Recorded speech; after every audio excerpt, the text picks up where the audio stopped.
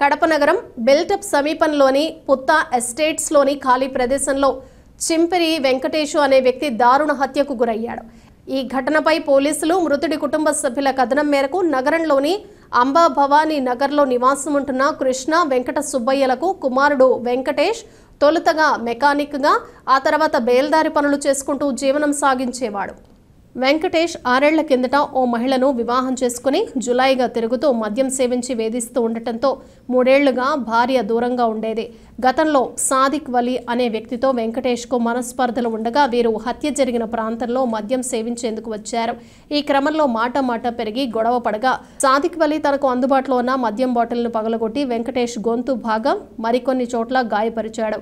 దీంతో వెంకటేష్ అక్కడికక్కడే రక్తపు మడుగులో పడి కుప్పకూలి ప్రాణాలను వదిలాడు. సంఘటన గురించి తెలుసుకున్న Kadapa taluka CI Timmayya, SI Mallikarjun, ASI Venkatesh సిబ్బందితో కలిసి సంఘటన స్థలాన్ని పరిశీలించారు. మృతుడి తల్లిదండ్రుల ఫిర్యాదు మేరకు కేసు నమోదు చేసి దర్యాప్తు చేస్తున్నామని, నిందితుడి కోసం గాలింపు చర్యలు చేపట్టామని సిఐ వివరించారు. పని చేయడం, తాగడము, ఫుల్గా తాగడము, పని ఏమో తెచ్చాడు, కష్టపడి అందరికి తాపుకొని వచ్చాడు. పనులు చేస్తాడు, అన్ని పనులు చేస్తాడు. తాగడమే మందుకు దాసకం అయిపోయినాడు. క్రిస్టియన్స్ పాప అయితే మేము చేసుకున్నాం. పేరు పేరు నాకు నాపలేదు. దూరంగా ఉన్నారా? ఇక్కడనే ఉండేది.